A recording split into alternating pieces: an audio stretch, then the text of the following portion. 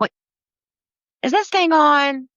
Hey, this is Maren Costa from Unapologetically Maren, the Cornbread Chronicles. And in case you forgot what I looked like, yeah, it's usually more like this, but I know it's been a little time since you've seen my face. We decided it was time for a reset, a rebrand, and a relaunch of the podcast. So I have been behind the scenes, digging in the algorithm, doing all the things that usually are not the fun things to do when you're a podcaster, but I wanted to kind of just come at it a little bit different and see how you guys like it. So our first guest with our rebrand relaunch actually was going to be a guest before, and things happened, life happened, and she's here today, and that's all that matters. This is Christine Dillard. She is an author. She is a speaker. She is a storyteller. She is also a survivor of coercive control, gaslighting, narcissistic abuse, you name it. She came through, she powered through the struggles, and now has written a book, and it is called The Truth She Showed Me.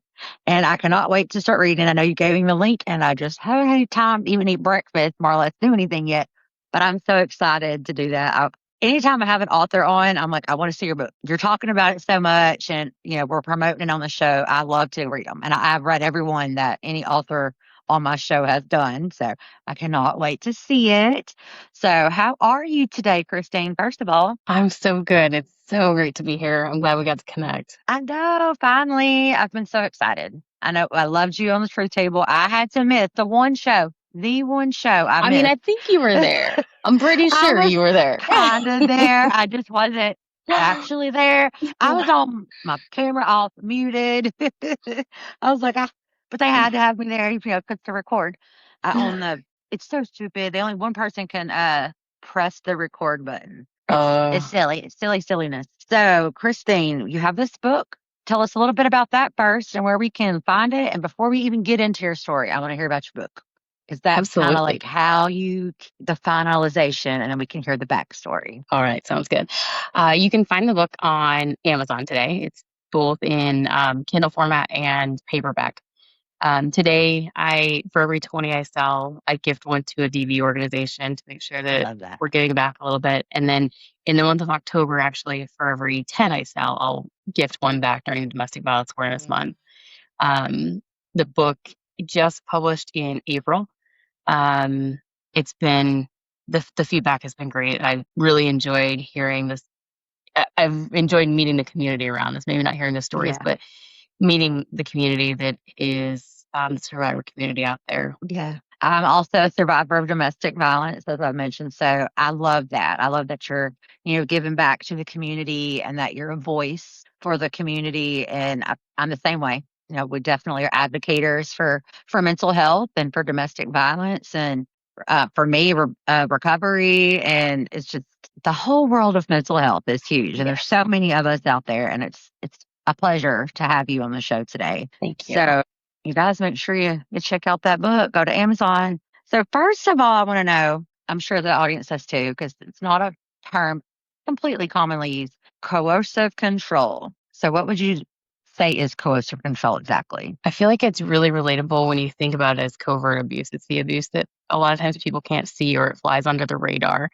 It's the things like one of you owns the finances and the other one has no access to cash. It's things like being you're going out with girlfriends for dinner tonight, and the first thing that you're dealing with is back-to-back phone calls or back-to-back text messages to interrupt your night by your partner. It might be the flip of a little switch there where all of a sudden it's like, why are you getting all dressed up tonight? Are you cheating on me? Like that's where kind of the mindset goes. And what happens as you experience this over time is you start to question everything about yourself. Sometimes you're in an argument and all of a sudden somehow you went from why did you treat me this way to apologizing for something that you did that you didn't even realize was a thing. It's just it's very complex. And I feel like it gets more sophisticated with every conversation I have with somebody. There are all these different ways that people are being impacted, but it's not your traditional form of abuse. It's not your broken bones, your bruises. It's it wreaks havoc on nervous systems, and that's something that we can't see, and it's not really Yeah. recognized in the legal system today. Oh, that's true. And I never really thought about it in the terms of that, but definitely went through that. And there's definitely still PTSD with that type of abuse because I wish I had it in front of me. I usually always do. It's in the living room, but I'm reading a book right now called Girl, Stop Apologizing. Yes. And that's one thing my husband has told me for the last 7 years. I'm so used to having to say, I'm sorry. Oh, I'm sorry. Oh, I didn't mean to do that. I didn't mean to say that. And like, I can literally drop my pen by my husband and hit, oh, I'm sorry. He's like, why are you telling me you're sorry? You dropped a pen. It wasn't on purpose. It did nothing to me. I'm not even paying attention right now. We're watching a movie. Like, quit saying you're sorry. And I really just can't. I've tried. It's something I even talk about in therapy, and it's just engraved. I'm sorry.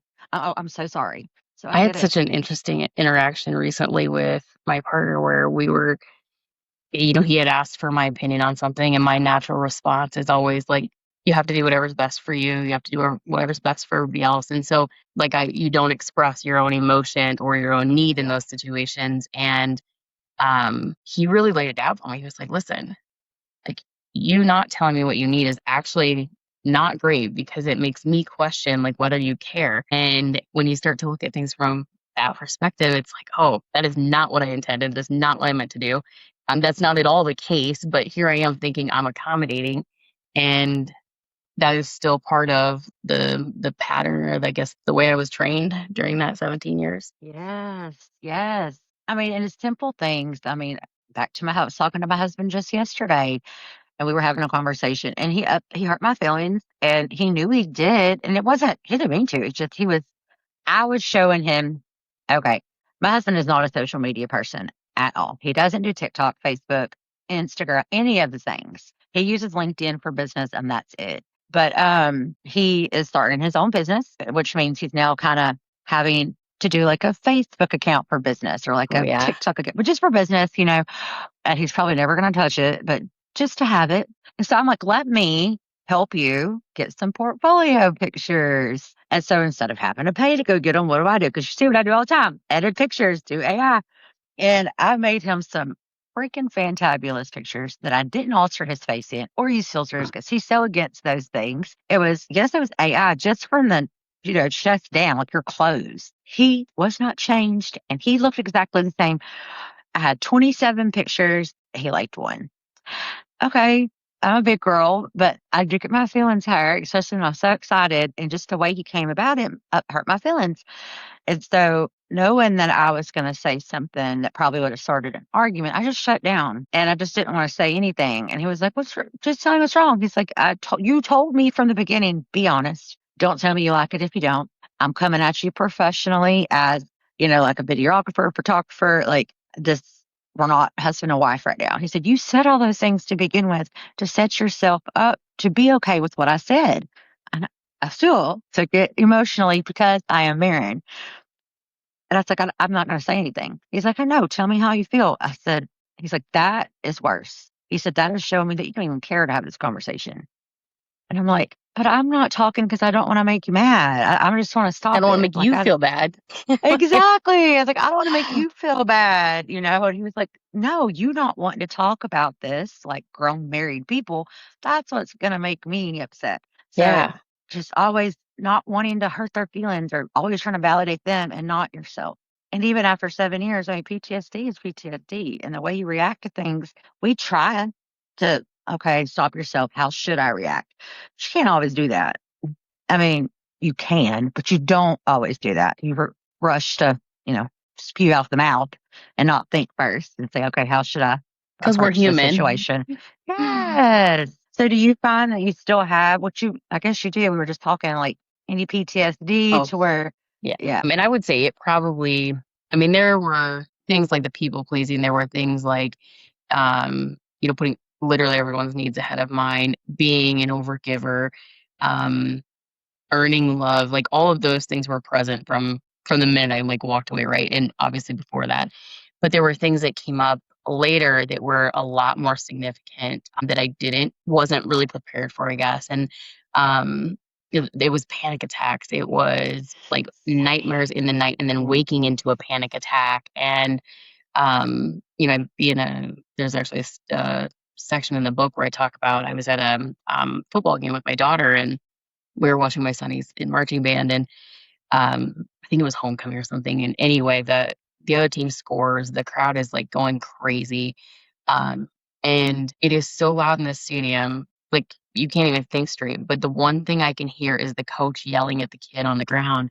And the tone that that coach was using Yeah. cut through every ounce of noise in that entire stadium. And I like full on panic attack. I can't breathe. I like can't see straight. Like my hands are shaking. My chest feels like it's just like got 1,000 pounds sitting on it. And I'm standing in the middle of this crowd, in the middle of the stadium, and I can't go anywhere. So now I'm also trapped, which definitely Yeah. doesn't help. And so like you have to learn over time, like how do you react in those situations? How do you get yourself rebalanced, Yeah. realigned, I guess, in the moment, because literally there's nowhere to go. So what am I going to do? My daughter has no idea this is going on next to her. She was completely oblivious, and the Right. friends I was with also had no idea. But you don't want to draw attention to that stuff either. Yeah, Yeah. there were a lot of things that showed up later. The I the get, hypervigilance at home, like not being able to go to bed without locking every single door 2 or 3 times, yeah. and I noticed that in my kids, where it was kind of an unwritten rule for my daughter and I. One of us would walk through the house and lock all the doors. We'd go to bed, but whoever didn't lock the doors would get up and go check them again, Yeah. and that went on for a long time. Yeah, it's crazy how that stuff pops up. So being that you brought up your kids, how did they respond to seeing like just to seeing you go through what you went through and being with you through your recovery of the situation? How did your kids handle that, or were they affected too? They were definitely impacted as well. I try to steer clear of their story and let them tell Yeah, that. But absolutely. yeah, yeah. And so I know you weren't asking that, but I, as I worked through my healing journey, I kept a lot of that, good or bad, I don't know. I hid a lot of that from them. Silent. Yeah. I Yeah. just felt like they'd been through enough. Like they Yeah. don't need to deal with Yeah. my stuff too. Let them be kids for a minute. Absolutely. Right. Right. How are they reacting to your book? They have mixed emotions on it for sure, and I don't blame Yeah. them. They've Yeah, of not read it. course. They've not They read it. So probably won't. nope, nope, it's okay. Nope. There is, Yeah, it's if okay. someday they pick it up, there's a letter in the front of the book to them. That is it was probably the hardest part of the book to write, honestly. Yeah. Yeah, it'll be there if they choose to look at it someday, but if they don't, that's okay. Yeah. And I think a lot of us, domestic violence survivors, we tend to definitely keep everyone out of not wanting them to know how bad it is. Like, I don't Yeah, have kids, but like my mom's my best friend, a huge part of my life, my sister. And they knew, like, oh, they didn't like him at all, and they knew he wasn't a good guy. They knew he, like, had, a drug problem, and we're, like, not about that, and they knew he didn't work all the time, but the abuse part, I did not let them know, and they know when I go to the bathroom, like, they know everything about me, and I just couldn't tell them. Like, they I just couldn't, so if I can't tell my mom, I wasn't telling anybody. do you feel like So you didn't tell them because you were like, why? I guess I don't want to lead you there, but why yeah, didn't you I tell don't them? know. I'm the strong one. I'm the oldest of my siblings, and of my friend group. Like my friend group, most of us have been friends since. I mean, I'm turned 46 last week, and most of my friends have been my friends since junior high. And I've always been the mother and the strong one, and there for everyone. And so I felt like I couldn't let them see that I was crumbling because I still needed to be there for them, and maybe and instead of saying they want to be there for you and they don't judge you, my mind was telling me, I don't want them to see that I suffer the things that they do. If I'm the one over here helping them, then I still need to be strong for them. So I don't know. Like I put other people first. Like we were saying, people pleasing a lot. That's a problem of mine too. Yeah. But just I always feel like I have to be the strong one. I have to be mother hen. I have to be the listener, the open ear for everyone. So I push myself away, and I don't know. I didn't want to seem not weak, but my mama raised me better. My daddy raised me better, and I've never put up with this in my entire life.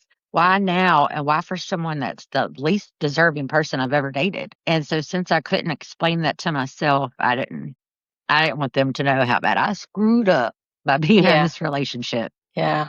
Mine was very similar. That's during that 17 years. I will say in the first year or so, there was an incident that happened where he definitely initiated the isolation from my family. We had gotten into an argument, and I actually, in that first year, had gone to my mom looking for advice because we were super close. And she'd been married before I was married. I was 23. I didn't know what I was doing. Yeah. And, we had had dinner with my parents not long after that, and my mom had, made some kind of comment or joke about whatever ridiculous fight we'd had, and immediately, like, the temperature in the room dropped. You could feel just I didn't know what was happening, but I you could feel it. And I remember him yelling at me all the way home about how I need like, whatever happens between us stays between us. Nobody Hmm. else needs to be involved. I don't need to make him look ridiculous. I don't need to embarrass Same him. words I heard. Mm. Yeah, all these things, and that was the beginning of the training of we don't talk to anybody about anything, and I never did again after that. The next 17 years were alone. I would go, I'd hear, I'd be with girlfriends and they'd talk about their husbands or they'd Mhm. complain about them a little bit, just like the venting that women do. Never like malicious, but Right. I would nod and smile. I would maybe throw in a word or two here, but never anything that was enough that could ever be used against me again. Right. And um, yeah, that's how he kept me quiet. And Yeah. then the shame, the older I got and the more I realized where I was at. And then you get to a point where you're like ready to leave. So I'm 3 years out from actually leaving and I've made the decision to leave, but I've got to put some things in order first. And at that point, it becomes a safety issue, right? Like I can't Yeah. let him know or anyone else know because I can't risk them telling him or it's slipping up in conversation that I'm thinking about leaving. And yeah, it was a long, lonely 17 years, and Yeah. I had friends. It's not them, it was me. I Yeah. I couldn't Same. I couldn't do it. My other thing with friends was that he had zero friends but me and his mom. Zero, literally. Like he wasn't just like a loner. Like he didn't like people. He didn't want to have friends. Like he was satisfied being miserable and playing video games Did he as a also do grown the man. whole, like, "Well, I wish everybody liked me like they like you." Well, if you were nice to people, they Yes, might like you. Like, that's how that exactly. works. But so he made me Yeah. feel guilty for having friends then. Yes. And like my friends would want to hang out with me and not him because they don't like him and they weren't bringing their husbands either. His thing was like, well, why can't I go with you then? Hmm? Every time. Girl, you don't want to go with me It's girls' anyway. night. Like, why would you come Yes, why?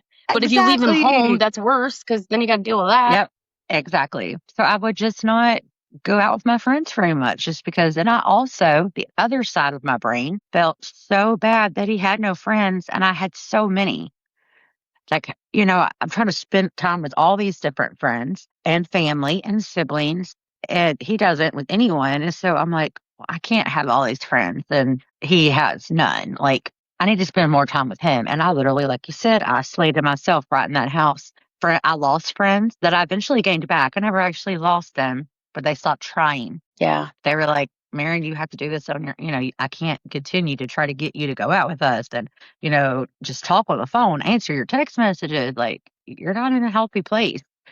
But we're going to back off for a little while. And a lot of them did. And of course, that makes me even worse because now I'm like the social butterfly who has no one. Yeah. But this man right here that's throwing TVs at you, you know? Okay. We found, I had one girlfriend who had a husband that he got along with. Oh, So then that naturally became like the only couple we could ever hang out with. yes. And that whole relationship over time became kind of toxic because the longer that went on, the more he disliked her. And so Mm, then it became yeah. a thing where, oh, you can't be friends with her now either. Interestingly enough, after we got divorced, that's the one couple that is still there with him, which Oh, I think is wow. super interesting. Um, the only one. So it's, it is what it is. They saw a lot of things, and they're the one couple that I don't know that they could have said anything, and there's no like blame there for that. But they're the one couple that did see a lot of things. So it's interesting that's Yeah, it says a lot about the people, I guess. yes, it does. It does, especially if they knew. If they didn't know, okay, they just unfortunately thought they had to take sides, which still is silly, but a lot of people do that. This is my friend, that one's your friend. Yeah. But, if this was your friend and your friend that saw this, I'm gonna hate that for you. But oh well, It's oh well. yeah. Yeah, it is. They It's can fine. live with their new friendship Yes, with yes, him. yes. I wish everyone the life they deserve. That's my wish for Absolutely. them. Absolutely. Yeah. So, what do you do different now in the relationship that you're in for yourself? Like, how are you different in your role in the relationship? Um, if people saw me in my current relationship compared to my last relationship, it is night and day different. Same. So same. I'm like this like princess who can't do anything for herself, Oh who doesn't my have to worry God, about like cars or traffic on the roads girl. because he just takes care of it. I don't know what happens to them, but I'm not in danger.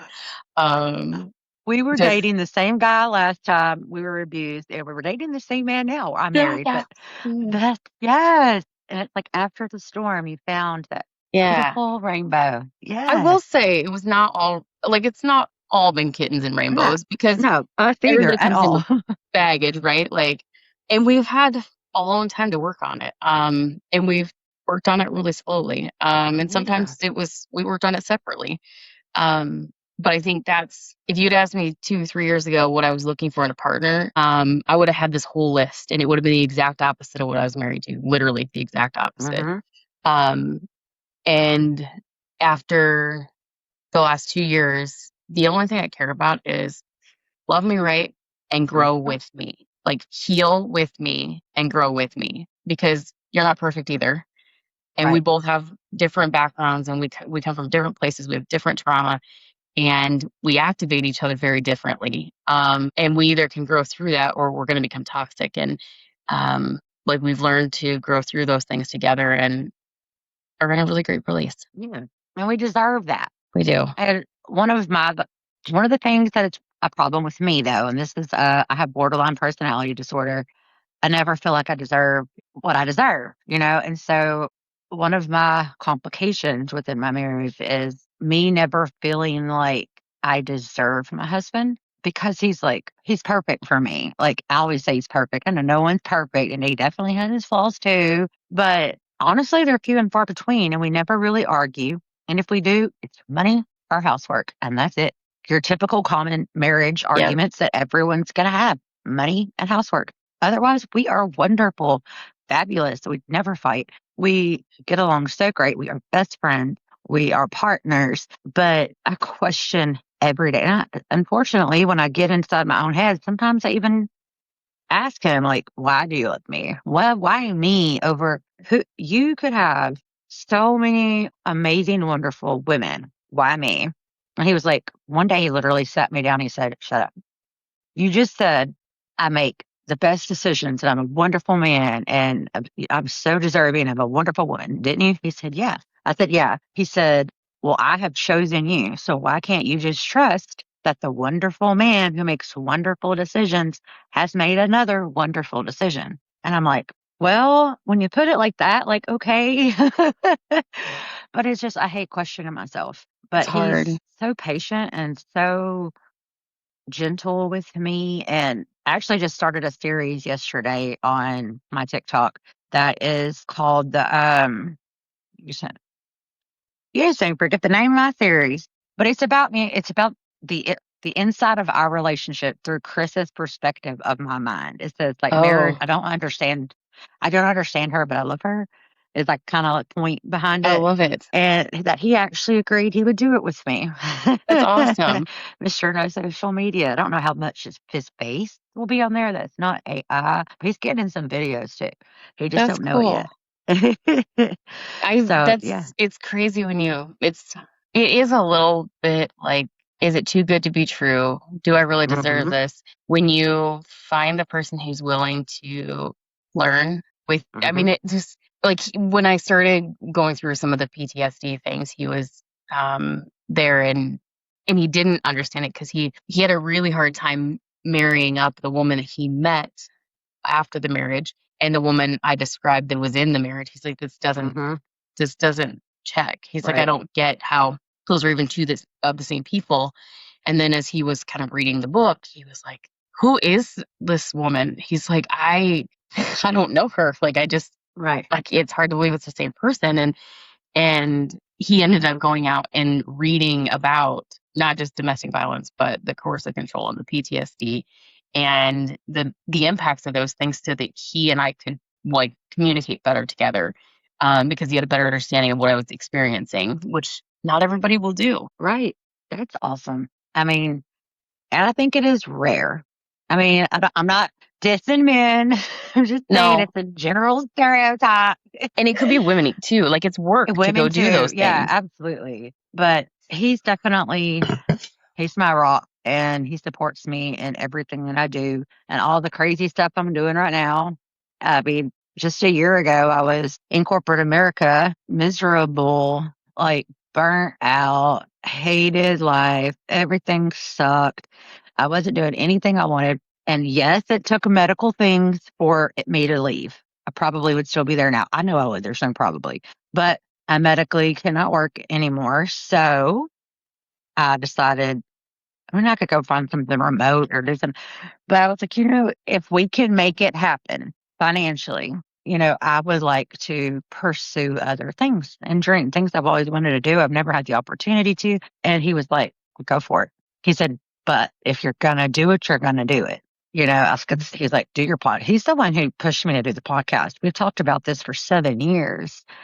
And I never had the time for it because I worked full time and whatever, but I never thought it was going to be a real thing. Like you just kind of are like, Yeah. oh yeah. Then my birthday comes around and he's like, all this stuff. And I'm like, what did you get me as I'm opening my presents? Because there's a lot of stuff. And usually you get like some Chanel perfume or one little cute little thing. He bought all the podcasting equipment Oh, how cool. and without telling me, which kind of gives you no choice.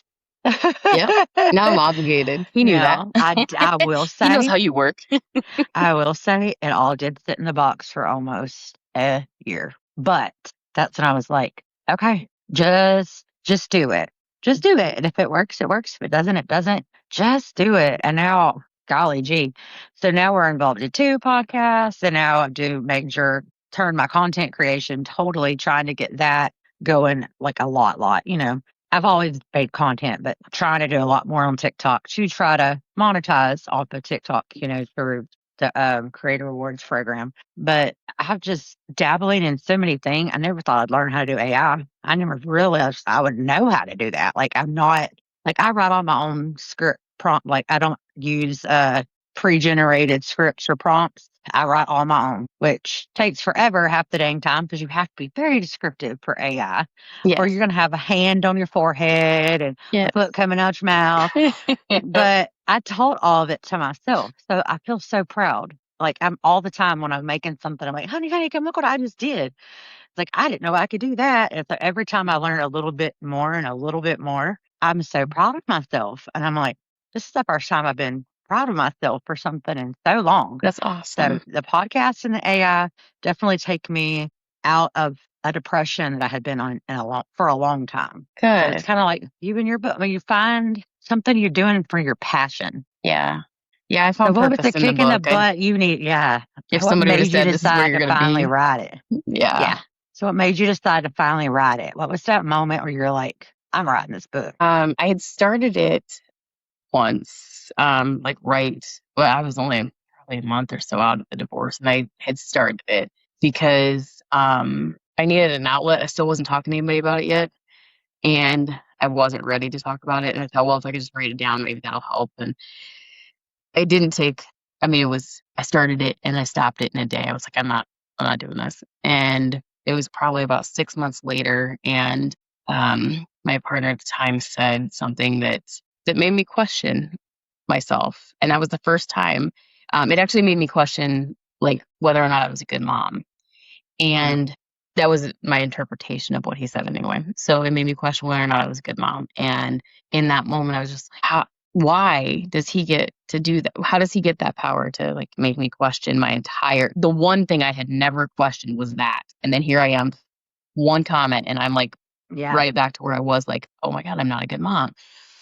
And as I was thinking about that, I'm like, okay, I'm also was like, well, okay, was it bad enough? Was it really that bad? What could have been Mhm. worse? And all of these different things, you know, you go through all of that as a survivor, and I still have Yeah. those days where I'm like questioning all We the all things. do. And Yeah. I was strangled almost to death with sending him to prison, and I still feel that way. Yeah. And so I ended up deciding that I never wanted my kids to ever, like, as they come back and work through their healing at some point, I never wanted them to sit there and question whether or not it was real. And did I really Yeah. experience that as a kid? Because, I mean, I was at least an adult. They were children for a lot of it. And then they were in their teenage years towards the end of it. And I guess they're still in teenage years, so preteen, really. And I just never, ever wanted them to not have the validation of knowing that it was real and it did happen. Right. And so again, like if they ever read the book, the validation's there if they need it. If they never read the book, that's okay. But that's really what the catalyst was. And I was like, if it helps one woman, that's all I wanted. One woman. Just let Yes. one woman read it and think, you know what? That helped. And man, the I've had men reach out that read it because they have daughters and they wanted to know what to look for. I've had moms do the same thing. And those people have never really experienced any kind of domestic violence before. I've They just want to had, understand it for their friend, for their yes, family. Yeah. yes. There was the woman I didn't know who was an early reader, and she said that for 30 years she'd been searching for the words, and she goes, "Here I am reading this book, and it's like you were writing my life, and now I have all the words for what these things were." And that's super powerful. But my all-time Yeah. favorite message to get is I bought the book for myself, I read it, and then I gave it to somebody else. Like for me, Yeah. not about the revenue of the book. It's about like, did it resonate enough for you to be like, oh, Sarah needs that, or oh, Kathy needs this, you know? It's no, same thing. I always said, as long as I can reach one person, Yeah. that's all I wanted to do with the podcast. And then same thing when you get someone that comes and tells you, wow, I needed to hear that today, blah, blah, blah. And then all of a sudden you have this other person messaging you and you don't know them. And my friend Christine was listening to your podcast and brought me to it. And it's like, okay. That's all. I didn't even have to hear the rest of the sentence. It was Yeah. just like someone listened and they shared with a friend for a reason, that they thought that Yeah. friend needed to hear it too. And that And ripple effect is amazing. And it it's is. and it's very hard. Sorry, my phone No, you're good. violin. There's so many women out there, and I found this too, where, I'd start to talk to them about it and about what I'd gone through, and every single one of them said the same thing. They all said, like, I lived that time alone. I felt like I was the only one. I had no one to talk to because you've Right. been isolated. So that's one piece of it. But the other piece of it is your own shame and your own fear of talking about it. So you don't. And I think when I look back to, say, like my parents' ages, like when they were, in their early days of marriage, they didn't have things like TikTok or podcasts or things Mhm. like that that could spread awareness about these things. Like they wouldn't have been Right. in a textbook Mm-mm. somewhere. And I kept thinking, just like if I could just talk to one person through a podcast, and then here I find there are, oh my gosh, like the Mhm. community of survivors out there is absolute Mhm. the most insane community I've ever seen in my life. It is the most welcoming. Mhm. They're everywhere, first of all. So if you think you're alone, you are not. That is probably the most common misperception. Like you're a lot of times alone because it's safer that way. But Right. sometimes it's nice just to be a visitor in some of these, or an observer in some of those Facebook communities, because you can see people post what they're going through and you're like, oh, it Yeah. wasn't just Me me. too. And you hate to see that somebody else is going through it, but you're also like, oh, thank God it's not just me. Like, Mhm. and it really is a thing, and it is that bad. Yeah. And like you said, back in the day, when Yeah. you didn't have social media, if you either knew someone who went through domestic violence and they talked to you, or they just didn't have like even like the community outreach programs. Like I mean, there were, but how to find them? I mean, it was very difficult. What do you look in the phone Yeah. book? Yeah, the little tear off Like pieces at the library on the flyers or something. yeah, Yeah. exactly. Like it just wasn't as accessible, and it's so much is now. And you want to, they are very specific too. Like you can find communities very specific to you're specific. Like, okay, with mental health, are the same way. Like you can have a Mhm. group that's about domestic violence with people with bipolar, and that's the other Yeah. people in there. Like, I mean, you can get totally even nailed down to a particular niche. There's just so many communities out there, and it's Yes. amazing. It Yes. really is amazing to be an advocate and to be involved in this community, and it is a beautiful thing. It really And you is. can meet some wonderful people too, like so many people. Yeah. And it's a group that sticks together, right? Like I think about, okay, so this morning, like you were involved in this. So I sent Uh-huh. out this message on TikTok. I don't have a huge following, it's 1,400 people or something. And I've met people like you through this process. And I'm doing this TikTok live next week. So I pushed it out and to a few people, like 10 people. Mhm. 9 of those 10 people literally immediately signed up and were like, I'm in. And I was, Yeah. seriously? And then there was the 10th one was like, "Hey, I work 3 jobs, so you might have to remind me next week." And I was like, "Okay." Like, Which is I was still hoping a one yes. person would say yes, not I never dreamed any more than that. Yeah, the Yeah, I community is answered beautiful. immediately. Like, I'm like, any opportunity, this people that know me in the real world, I used to be so shy. I haven't, within my friend group or my family, I'm a loudmouth. I mean, it's just strangers. And outside of my work and in the real world, I'm very shy, but not anymore. I have a voice and I want to use it. And every time I have to tell my story, I'm going to tell my story. And I Same. never thought I would be that person. But anytime I'm asked, I'm like, sure. I mean, unless something's going on, Yeah, heck yeah, I'm down, and I have so many people like you guys that are, I know if I did the same thing tomorrow, y'all would be like, heck yeah, we'll do it. We'll I'm share our in. story. And I love that. We have community Yes. because you're pushing your agenda and we support it and stuff. Heck, whatever you need us to do, we're going to follow through and help you because we're still with helping you, helping the other men and the other women who are going through what we've been through. Yeah. Yeah, I just didn't think I'd be the one sharing my story, though. It still No. surprises me every time. I'm Somebody apologized last week for somebody I work with, uh-huh. apologized for reading my book. He's like, I feel kind of weird about saying, like, telling you this, but like, I want you to know I did read your book. And I was like, okay. And then he So, said, well, what I about have it? two teenage girls. And he's like, I don't want it to be weird, but also I wanted to know what I need to look out for. And I'm like, it's public. That's I mean, awesome. you don't have to Yeah. feel bad about it. Like, it's my life. It's right there. Like, you can read it. It's fine. Yeah. I wrote it for the world. Yeah. Yeah. But that is another question, because I know I deal with this too.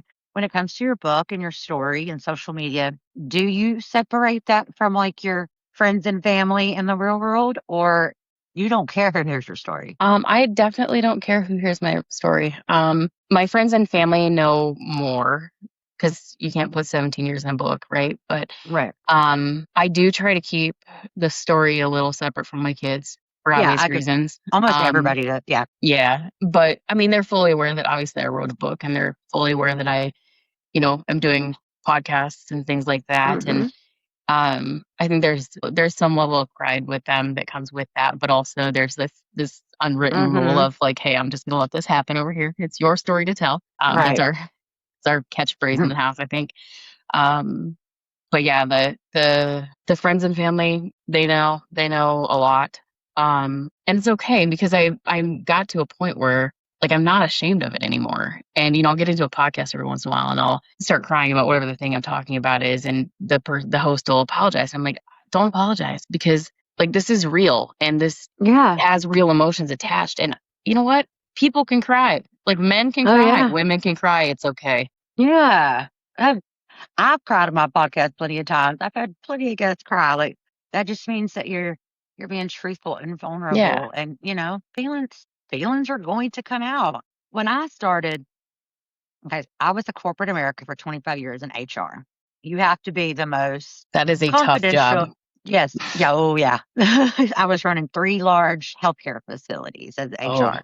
Well, I only was supposed to be running 2, but because I did such a great job and one of the other facilities didn't have their HR, they were hiring one.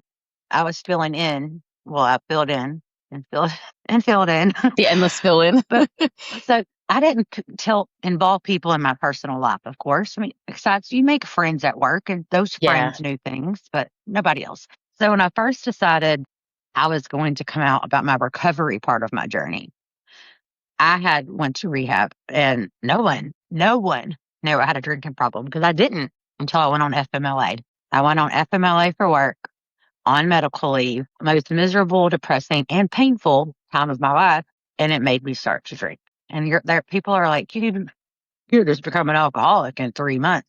Honey, I didn't just become an alcoholic. I almost died. I was in the hospital. Rehab wouldn't even admit me. I was so I mean, I hadn't eaten or drank anything but alcohol in like 4 or 5 days by the time I went. Wow. And they literally said, which I love her to death. And she was actually on my podcast a few episodes back with the director of the rehab. She turned me away and she said, I've never turned anyone away ever. She said, but you got to go to the hospital. And my mom was the one taking me. And I've never, I mean, I'm just, what? And now I'm not like, I work in healthcare. I can't go to this hospital. Look at, I mean, for this, you have to. I don't think you realize that you're on the verge of death. She said, I don't want to scare you. I'm trying to get you to the right place. So I'm like, I'm in a hospital employed by nurses that I know. And I was having the DTs. So I had to be right beside the nurse's station like a little baby so that they could watch to make sure I didn't go into a full blown seizure. And here I am in the DTs, feeling like death, still paranoid. And all I could think about was, please don't let someone come in here that night. That's all I cared about was my reputation and being embarrassed and not, I need to get help so that I can go get help. Yeah. So when I came out, that's when I started TikTok. And I knew at that point I wasn't going back. They didn't know yet because I was just going to finish up my FMLA and then let them know. At first, I did it kind of undercover or whatever. And then the one time I was on live talking about my recovery journey, and in pops in a nurse that I worked with. Oh, And I'm like, I forgot that I wasn't brand new to TikTok. I just hadn't used it in like 4 years. I didn't realize I still had people, I wasn't thinking. I yeah. just thought this is bright. I never use TikTok. People aren't going to know I'm on it. She said, I just saw the little ring around your face and was like, what? Miss Mary's on live. And then I was like, okay, this is going to happen more than once. You decide right now, what are you going to do? And so I said, fuck it. And I told my story to the world. And everyone I've ever worked with knows, all of my friends know, all my family knows. And at first, that embarrassed the shit out of my parents. But now they're the biggest supporters. My mom listens to every podcast episode I have. That's awesome. But it took them realizing that I needed this and that it actually helped people to be like, okay, it's okay. And I try to keep, like you're saying, you keep your children out of it. I have to talk about my parents a little bit when I'm talking about growing up, Yeah. but otherwise, I do try to, because my parents are not my problem at all. I didn't have abusive parents. I have like the best parents with the best marriage. My stuff is outside of my home. So, but I do try to keep them out of it as much as possible just because my dad starts getting embarrassed. And I'm like, okay, Dad, you didn't have to tell the world that you got alcoholism because it's in your blood from me and your pawpaw. I was like, who cares, Dad? You haven't drank in years and years, but you still are an alcoholic. That's just part of my story. He's like, whatever.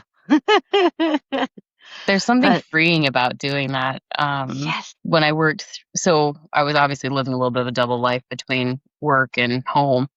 And when I came out with the book, I was very, very intentional about making a very public LinkedIn post about it the day it came out. And that was the most terrifying, like 3 seconds of my life to yeah, hit like post.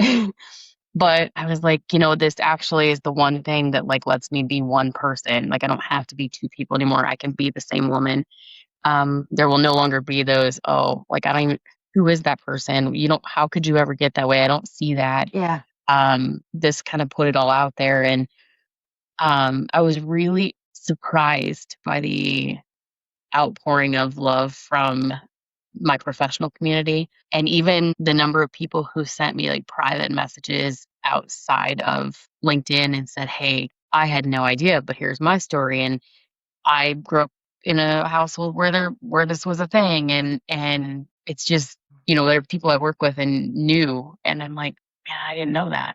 But Yeah. again, we're back to like there's this level of Yeah. shame associated with the survivor. Like, why are we ashamed Yeah. that someone treated us horribly when that shame really should be placed on them?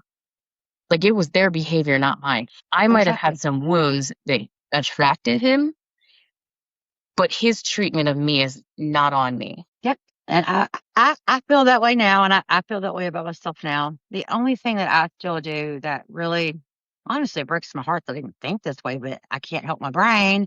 I wasn't physically abused every day. I was not. I was emotionally, verbally, psychologically. Instead of hitting me, he would throw TVs across the room, flip Yep. couches. Like it was never like physical until the one day that he tried to kill me. So he went from never having hit me, just emotional, verbal, everything else, to trying to choke the life out of me for about a good hour. He Literally escalated. from verbal and psychological to attempted Bam. M word. Exactly. Exactly. I think And that's so the a part that little, people don't understand how quickly that can escalate. And that all exactly, abuse, every is abuse. abuse scenario has coercive control in it and Hmm. has some form of verbal and emotional abuse. Like, it's always that is a component of physical abuse. Like, it is always Yeah. there. It is always present. And it usually starts over here and gets to this. Yeah. And it's like, tell this side of the brain telling that side of the brain, you're not an abused woman physically. You were it was just that one time. Just that one time was the murder time. Usually people are getting abused for a while before they try to get murder them. I mean, I mean, I Yeah. can't help that. But in my mind, I'm like, mine wasn't as bad. Just and I hate that. And I That's know, actually what you just said. So my rule always was if he would just hit me, because then I know a black eye, people would believe me, and if I left, it'd be no big deal, right? Everybody would be yeah, like, she did the right thing. The one time it did get physical, there were no marks because it was my head, and as you can see, there's a lot of hair going on here. higher. Um, and then I had a concussion on top of that, so I have no memory of what happened from the time my head hit the wall to the time that I woke up the next morning. But my rule was if he would just hit me, I could leave. And the reality is, if that's the rule that we live by as women and as men in these situations, the reality is it could have been your situation where you almost didn't live through it. So don't pray that And he hits you. Don't wait for him to hit you. Like, leave before, and it will always get to that point. It will always yeah, escalate to physical abuse. and that one time could be the only time. Yeah. That's all it needed. Yep. I mean, mine almost was, and so I see that. And he had several charges because he also had a charge for prohibiting me from calling 911. Like I tried to call the cops, and he took the phone from me and flushed it down the toilet. The only way, the only reason, thank you, Siri and the iPhone, the only reason the cops even came because I never got through. I called and then it rang and then he took it, hung up, flushed it down the toilet. Well, I don't know if you know this, there's a lot of people didn't. I didn't know.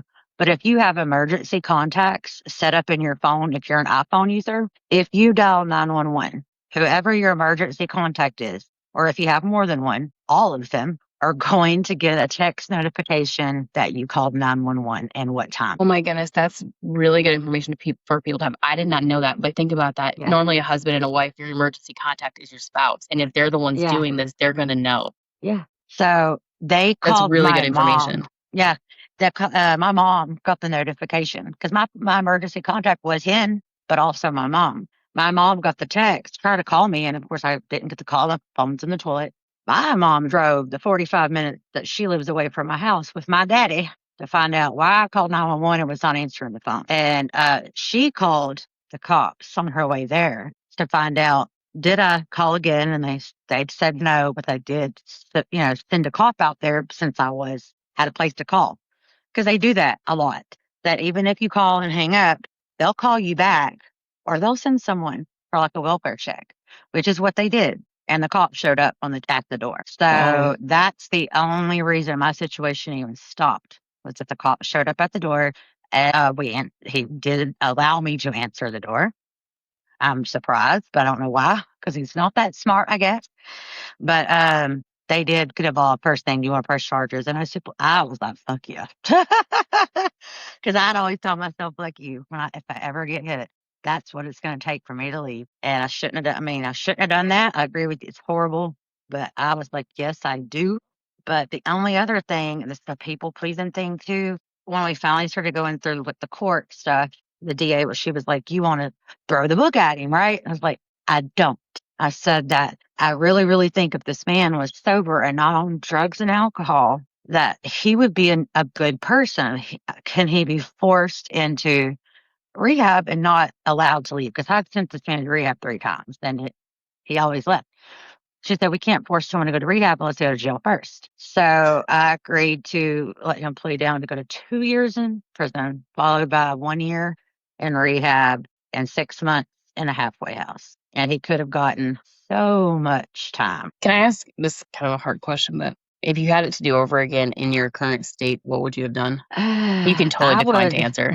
yeah, no, I really hope and pray I would have, I'd have done, I gotta let him have it. I think I would have done a little different.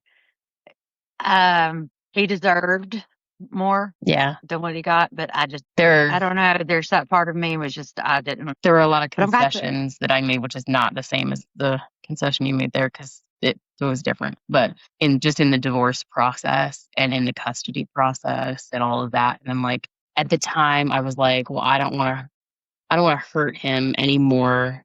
At that point, I was still maybe a little bit blind to like really what was going on, and I thought I knew, but I was like, I don't want to hurt him any more than he's going to be hurt by this whole thing anyway.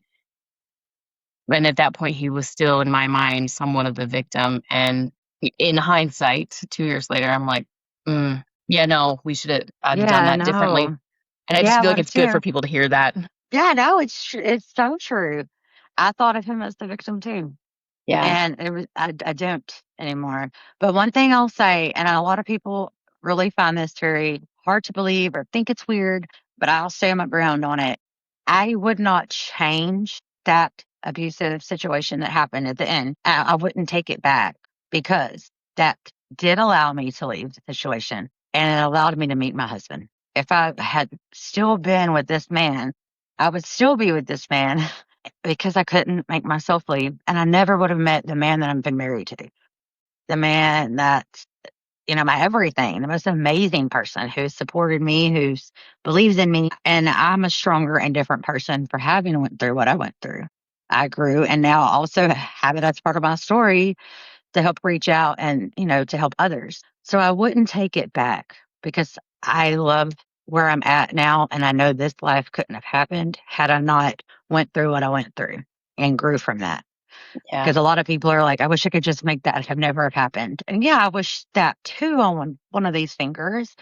But I'm not saying I'm glad it happened. I'm not saying it like that, but I wouldn't take it back just because it's the thing I needed to kick me in the butt to make me listen to my own self because I knew I didn't even love this man anymore. And I knew that. And I would pray, like I'd be walking, I would go on evening walks. And while I was walking, I was always praying, God, I hear you and you're telling me to leave and I can't. Tell me stronger. Tell me how would you do this? I know you're telling me to leave. I hear you. I just don't know how. And it's like for someone who is spiritual, I'm not 100% like, I'm not very religious, but I'm very spiritual. And it's like, I believe, I know I felt what I felt. I believe God and I believe in God. And I know He was telling me to leave. If I'm saying that God is my all, mighty power, why the hell can I listen? Like, why am I not listening? But it's still, we're human and it's not that easy. yeah. It's not that easy. And I think that's something that a lot of people don't understand is there are so many dynamics that go into this, especially when there's not physical abuse. But even when there is Yeah. physical abuse, you have to have proof. Yes, You you have to do. have undeniable proof that it also impacts the children in order to keep them safe. Hmm. And that's when there's physical abuse. So if there's not physical abuse, imagine what you have to have in order to get your kids out safely and to keep your kids away. Like it's impossible. In the current system, it is impossible. Because even when there Uh, are broken bones and bruises and hospital reports and therapy appointment, you know, recaps yep. and all of these things, you still can't get it done sometimes. They still get sent to 50-50. They still get, for me, it was easier to protect them if I still lived in it. Yeah. Because at least then I knew I would be present for everything and I could do what I could to redirect. And then the day that I couldn't redirect that anger is the day that I was done. Done. Yeah. So as we're coming down to the end, I want to know, what advice would you give you who you are then now? You're talking to yourself from 2 years ago, however long ago it was.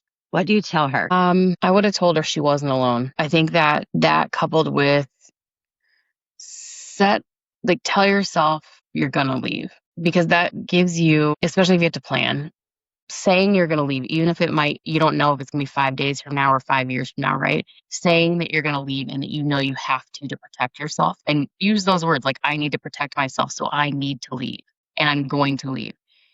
Doing that gives you a sense of empowerment. Don't time box it because you don't know. But the reality is, at least then you have something to look forward to. You have something that you're planning towards. And then you start little by little taking these tiny steps, like stashing away a little bit of extra cash here and there, buying some gift cards at the grocery store. All of these little things start to add up. And every time you do one of these little things, you feel a little bit more power, a little bit more control come back into yourself. And that compounds over time. And I think, like, knowing that you're not alone, number one, and knowing that you can do this if you plan and you start that plan. I think I would have moved faster through it. Yeah. As simple as it is, you said something I never thought of, and that was gift cards. Yeah. Stashing away gift cards. Like, I've never stashing away money, absolutely, but never thought about doing it gift cards. That'd be a lot easier to hide too. Yeah. That was for, Juju's birthday card. Yeah. Yeah. Like, I went to the grocery store, you throw, $15, $10 even on a gift card in a $100 grocery bill. You're probably not going to see that, right? Exactly. Great advice on that. I'm gonna have to remember that for when talking in the future. I'm still in that. That's wonderful. But so one last thing, and I ask every single guest this because I can be Randall Maren sometimes, unhinged. So last question: if you could be a fruit, Christine, what fruit would you be and why? Ooh, a fruit. I'm gonna be a blood orange. Very specifically the blood orange. Or like one of those yellow kiwis, one of those two.